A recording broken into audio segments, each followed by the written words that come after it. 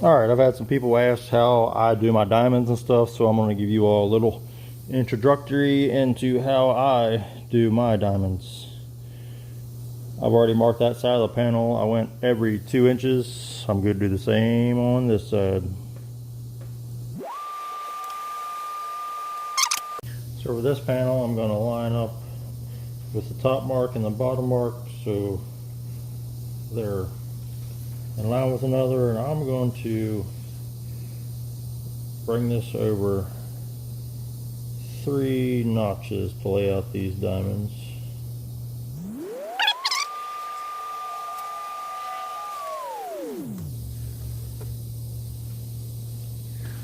So as you can see, we'll end up with that size diamond across the panel.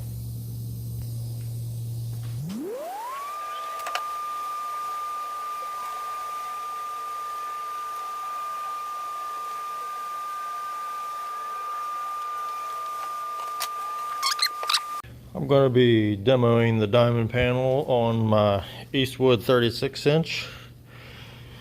I've modified mine a little bit. I make an adapter that allows me to use my 22mm dies.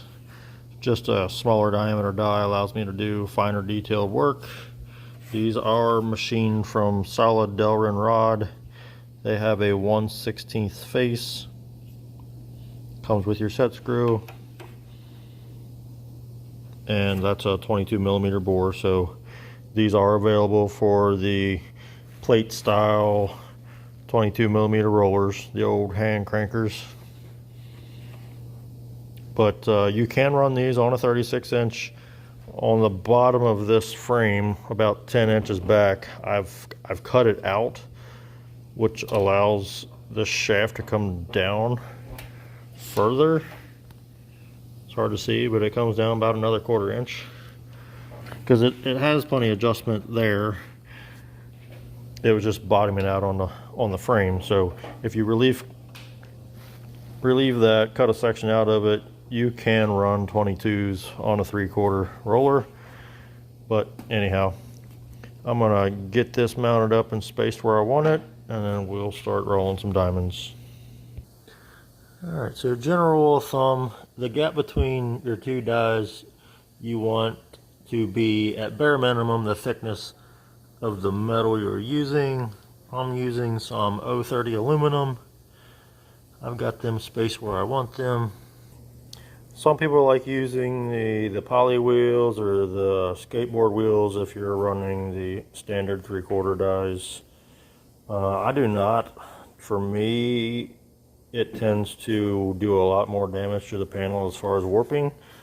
So I just use, small offset dies like I got. What I'm going to do is I'm going to place my top die on the line. I'm going to follow it. I'm going to rotate the panel, and then I'm just going to put the top die on the line again and follow it back. To me, that keeps your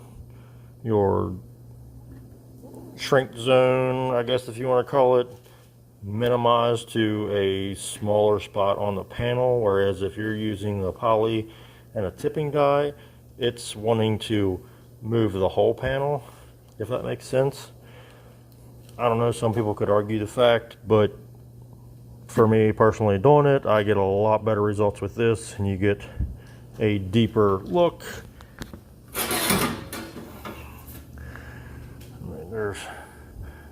There's one I did a while back. It's kind of hard to see how deep it is, but yeah, it's got good definition. But we'll get the phone mounted up, and we'll get started on this piece. Alright, there you go. I have a nice border. That was like a turn and 3/4 past contact. Keeps it nice. It's still straight, no warping. Now let's get into diamonds. So again, I'm just lining the top die up on the line, and I'm going to follow it all the way down. I'm going to rotate the panel, put it back on that line, and follow it back.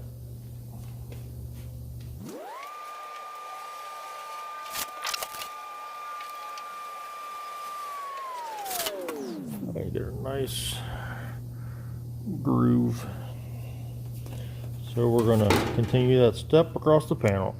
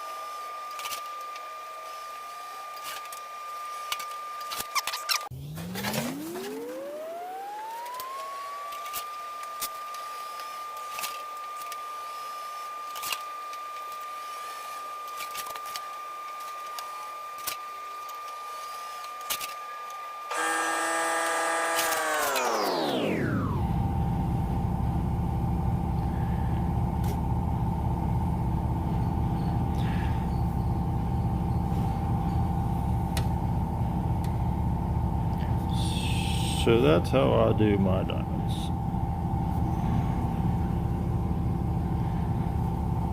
Like I said, everybody does them different. Obviously, different rolls are going to give you different looks. I don't really like the big pillowy type, but that's just my preference. So we're going to continue this panel, and then we'll show you the finished product. So there's our finished piece. As you can tell, I wasn't real particular on my start stops because this is just a test panel. So normally, as I was approaching an edge, I would back off the pressure to alleviate that distortion. Just things to keep in mind when you're doing it. But for a demo panel, you get the picture. Any questions, just holler.